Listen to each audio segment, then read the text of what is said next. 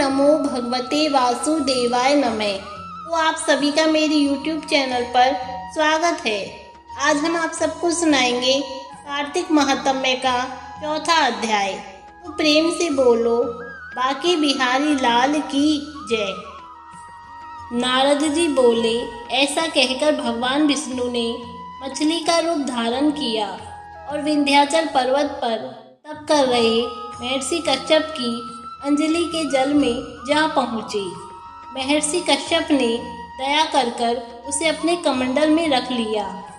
जब उसने बड़ा रूप धारण किया तो उन्होंने उसे कुएं में डाल दिया। जब कुएं में न समा सकी तो उन्होंने उसे तालाब में फेंक दिया, और जब वह तालाब में न समा सकी तो उन्होंने उसे समुद्र में डाल दिया। वह वहाँ पर भी बढ़ने लगी। फिर उस मत्स्य रूपी नारायण ने उस शंखासुर को मार डाला। पश्चात शंख को हाथ में लेकर बद्री वन में आ पहुँचे। बद्री नारायण में आकर उन्होंने सब ऋषि और महर्षियों को बुलाकर आज्ञा दी कि पानी में इधर उधर फैले हुए वेदों को ढूंढो और उन्होंने शीघ्र मिलाकर मेरे पास ले आओ। तब तक मैं देवताओं के साथ श्री प्रयागराज में ठहरा हूँ।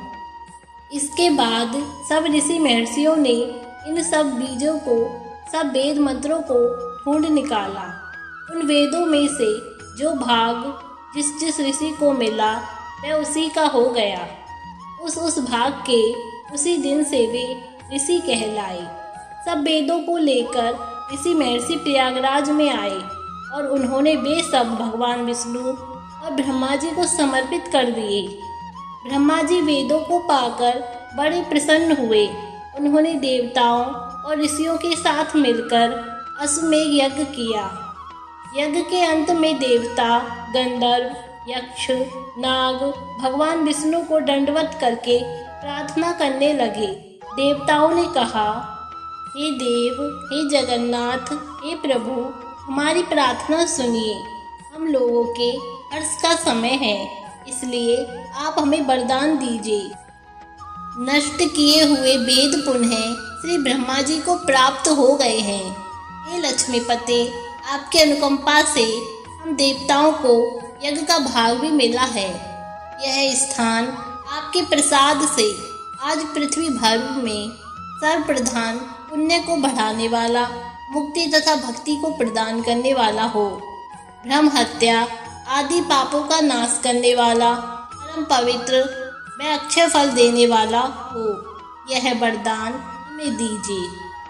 भगवान विष्णु ने कहा, जो कुछ आप लोगों ने कहा है वह मेरा भी ध्येय है।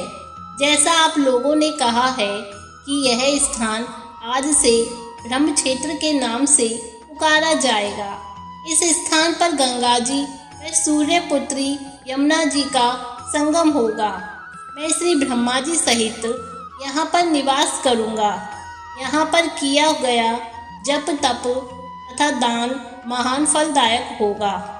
पहले जन्म में किए हुए पाप, ब्रह्म हत्या आदि भी इस तीर्थराज में स्नान करने से नष्ट हो जाएंगे। जो लोग अपने पिता आदि को वहाँ लाकर तर्पण व श्राद्ध करेंगे, उनके पिता मेरे स्वरूप को प्राप्त करेंगे। वे तीनों प्रकार की मुक्ति को प्राप्त करेंगे।